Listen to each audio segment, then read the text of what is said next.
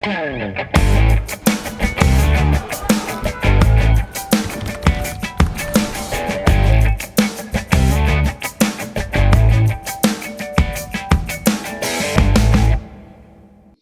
programa de hoje, vamos conversar com o padre Júlio Lancelotti.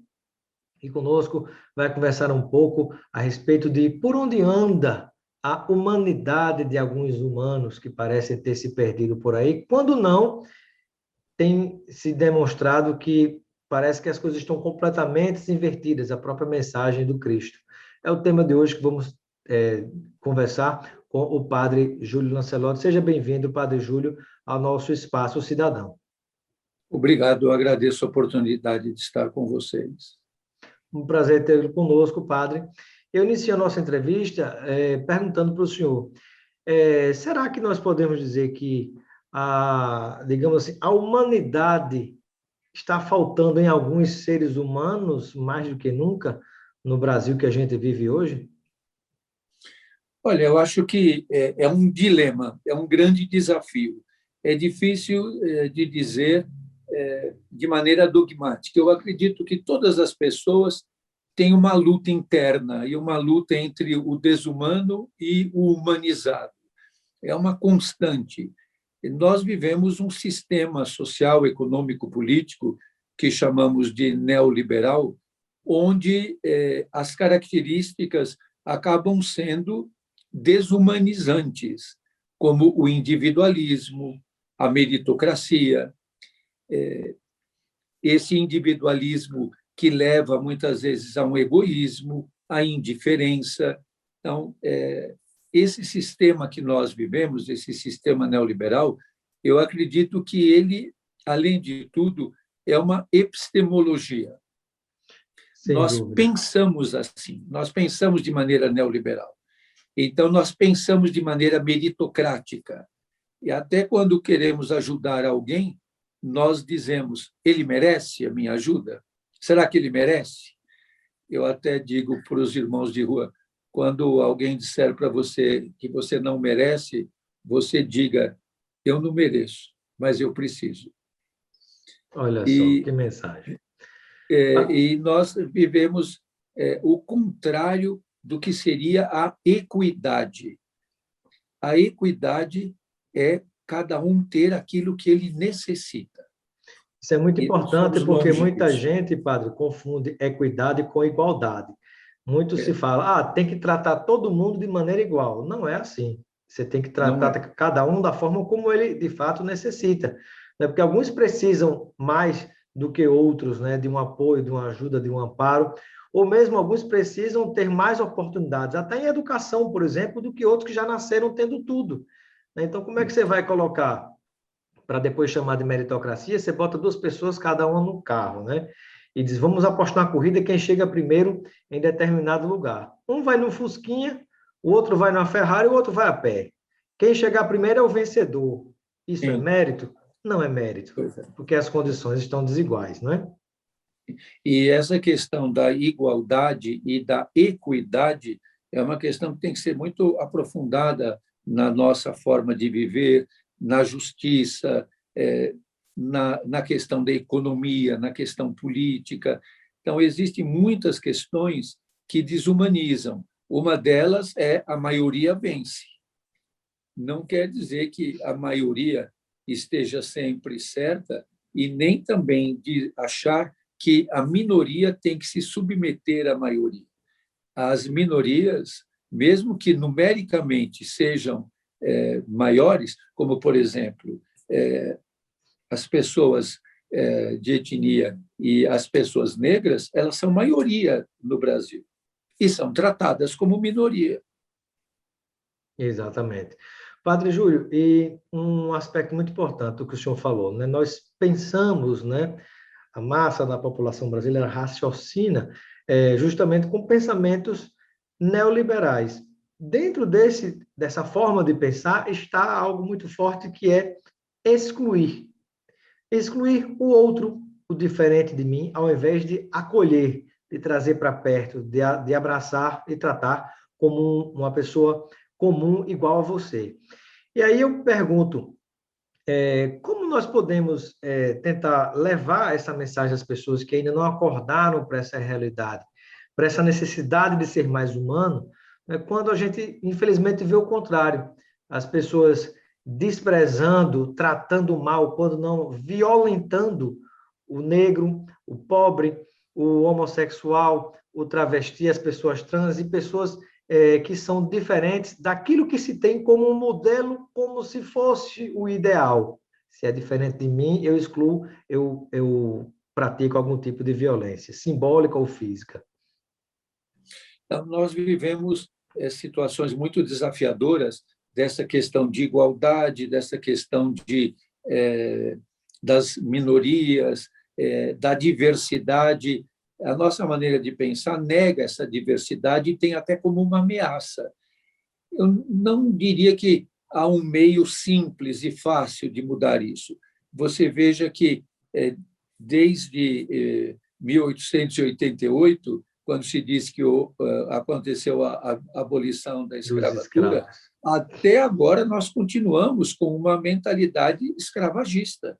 Nós continuamos pensando como senhores da Casa Grande e tratando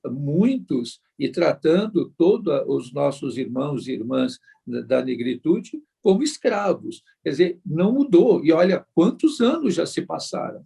E essa mudança ela não se dá automaticamente, ela é um processo, e é um processo difícil, porque essa negação da diversidade, esse racismo estrutural, o machismo e a misoginia, tudo isso está entranhado na nossa cultura, na nossa epistemologia, na nossa linguagem, na nossa maneira de ser, na nossa maneira de agir. Se você perguntar para o nosso povo, o povo todo diz que menino é azul e menina é rosa. E isso não é só a ministra que diz, o povo todo pensa assim. É uma questão cultural, a questão cultural que entrou na maneira de pensar. Então, uma educação libertadora, ela vai levar tempo, ela é um processo histórico, e nós vivemos de muitas rupturas. Você como aqui está acontecendo agora, né? Chegarmos nesse momento a uma negação do pensamento do Paulo Freire, uma ruptura com toda uma caminhada libertadora, com toda uma caminhada de construção de novas visões, de respeito à diversidade. Nós estamos vivendo uma ruptura muito grave e uma ruptura muito violenta. E esse processo histórico, sem dúvida, vai sofrer um atraso muito grande.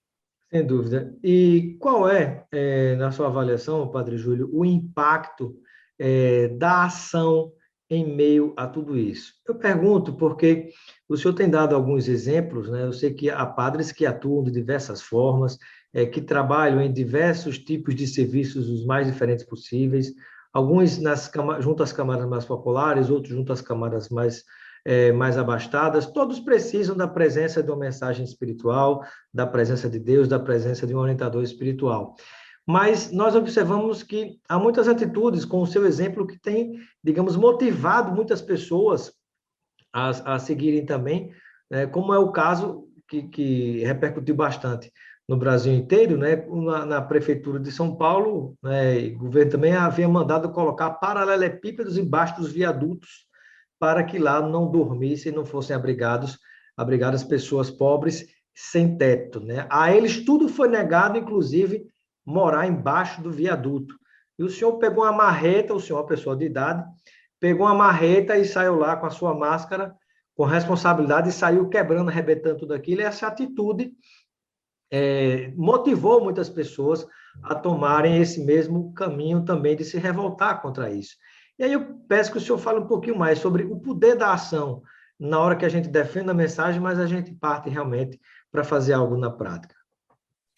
Eu acredito que tem o simbolismo das nossas ações, que nem sempre nós percebemos a força deles. Mas acho que nós temos que manifestar a indignação contra esse estado de coisas que nós estamos vivendo. A indignação com mais de meio milhão de mortos nessa pandemia. a indignação contra a negligência do poder público e das autoridades do governo federal frente ao sofrimento do nosso povo. Então, acredito que tudo isso tem que ser vivenciado. E uma questão que, para mim, é muito importante, o testemunho. Se você testemunha aquilo que você diz, testemunha aquilo que você acredita, testemunha até as últimas consequências aquilo pelo qual você dá a sua vida.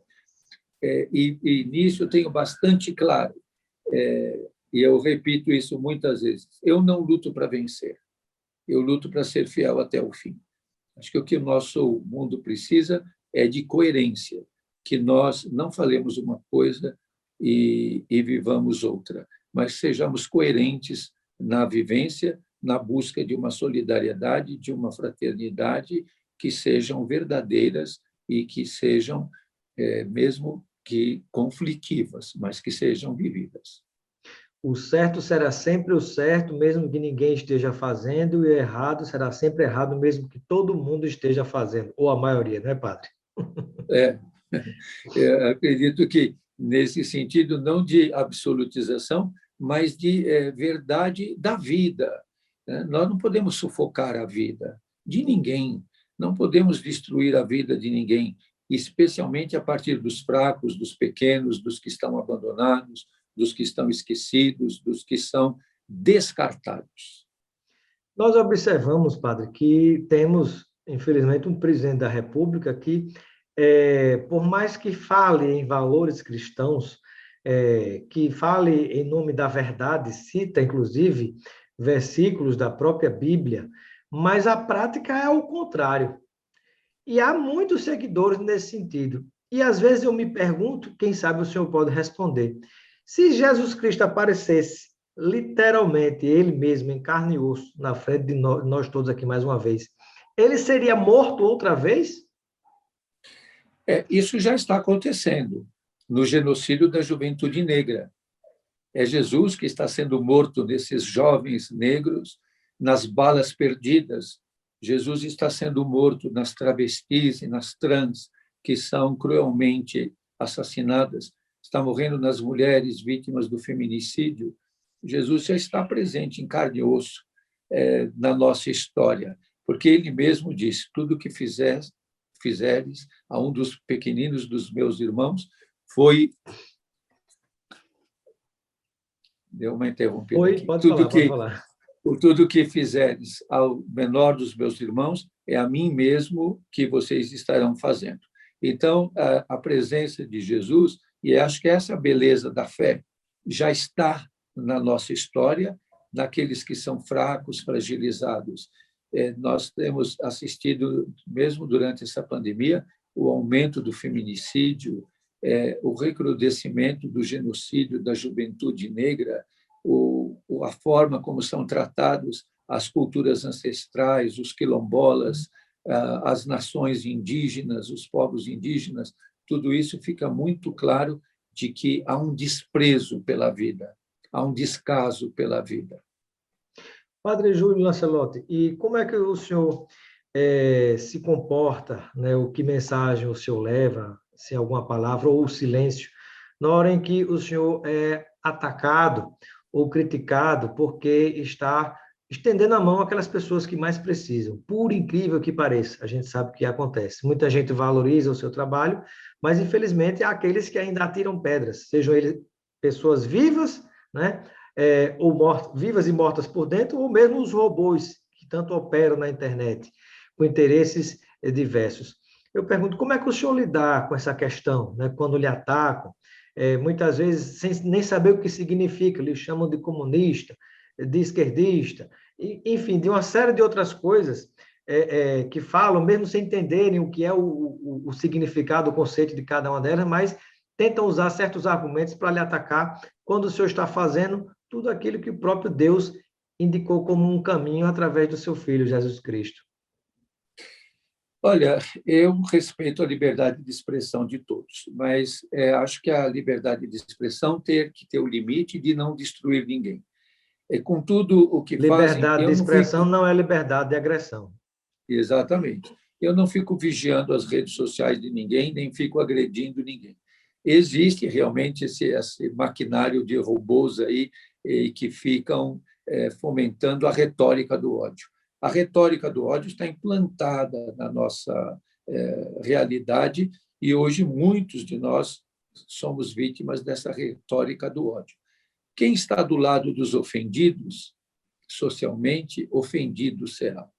Quem está do lado dos pequenos será tratado com crueldade. Quem defende aqueles que são desprezados e descartados será descartado e ofendido também. Então, eu sei de que a luta é essa. E eu não poderei estar nessa luta sem ser ferido também. O senhor já foi ameaçado, Padre Júlio? Já muitas vezes. E como é que o senhor reage como ser humano, como filho de Deus? O senhor, quando vai dormir, conversa com Deus e pede proteção? Ou naquela hora o senhor conserva uma calma, uma paz? Ou o senhor tem medo? Como é que o senhor reage a todas essas situações? A gente tem que ter realismo, saber avaliar as várias situações, não fazer isso sozinho, ouvir outras pessoas. Algumas vezes eu comunico às autoridades policiais algumas coisas que estão acontecendo e a gente procura agir com prudência, mas sempre sem repetir o mesmo e quebrando esse círculo da violência que nos atinge para que não atinjam outros também. Ser padre é o seu ofício, é sua missão, é o seu trabalho diário, né? Cuidar dos pequeninos, daqueles que mais precisam. E eu pergunto, como ser humano, o que é que o senhor recebe em troca? Como é que o senhor se sente a cada momento onde estende a mão sobre aquelas pessoas que talvez nem esperavam, né, receber um pedaço de pão, um sorriso, uma flor, como o senhor já entregou algumas vezes, né? Como é que o senhor se sente como ser humano, como pessoa, em momentos como esse, chegando próximo a pessoas, né, que talvez muita gente no dia a dia passe sem querer nem olhar, né, e tente dar distância dessas pessoas? Eles retribuem com muito carinho também, com muita atenção. Eles também são muito afetuosos e agradecidos. Agora, a gente tem que agir na gratuidade, sem esperar nenhuma resposta ou nenhuma recompensa, mas sabendo de que a mim que busco vivenciar a fé é o seguimento de Jesus. E o seguimento de Jesus passa pela cruz, para que nós tenhamos a vida no amor de Deus sempre. Padre Júlio, e pela sua experiência, pelo seu contato com essas pessoas que tanto necessitam, além da carência material, que elas têm bastante, qual é a outra principal carência que elas têm, que de alguma maneira a gente poderia ajudar a amenizar essa situação? Eu acredito que é de reconhecimento, a de existir. Ninguém pergunta para o morador de rua o que ele está sentindo, o que ele pensa. Parece que a vida deles é feita só de pesadelos, ou que eles têm que viver uma vida que nós pensamos. Então, eles precisam também do afeto, da atenção, do olhar, da palavra, como todos nós. Eu digo sempre que eles não são nem anjos nem demônios, eles são pessoas. E como nós, e todos, somos pessoas com necessidades, com limitações, com dificuldades e possibilidades. Sem dúvida, no dia a dia deve ter muitas situações bem marcantes pelas quais o senhor passa. O senhor compartilharia conosco alguma delas, algum momento que o senhor vivenciou junto a essas pessoas que lhe marcou bastante e que vale a pena ser dividido com quem nos acompanha? Eu fico muito surpreendido quando eu encontro algum morador de rua que não é já tão jovem e alguns dizem para mim: eu te conheci quando você ia lá na FEBEM e não deixava a tropa de choque bater em nós. Olha Eu só. lembro de você quando você nos defendeu para que nós não fôssemos agredidos pela polícia. Eu lembro de você. Eu te conheço desde aquele tempo. Que maravilha, né? Maravilha pela lembrança, mas muito triste porque você vê que são pessoas que continuam num caminho sem oportunidade de uma vida melhor. Mas não esquecem, não esquecem. Não esquecem, não esquecem. Isso é muito importante, realmente. Padre Júlio, eu gostaria muito de agradecer a sua participação aqui no nosso programa, Espaço Cidadão. O senhor seja sempre bem-vindo.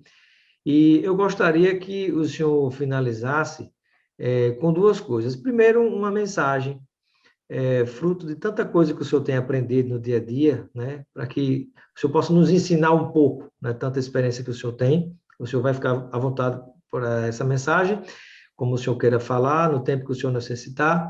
E, em seguida, que se despeça com a sua bênção, né, para todos nós. Eu desejaria a todos que resistam, que não desanimem, que não desistam, insistam, persistam, resistam. E resistam sempre, como nos dizia Dom Pedro Casaldáliga, em caso de dúvida, fique sempre ao lado dos pobres. Que Deus abençoe com a força e coragem. Amém. Amém. Muito obrigado, Padre Júlio Lancelotti, pela sua participação no nosso programa.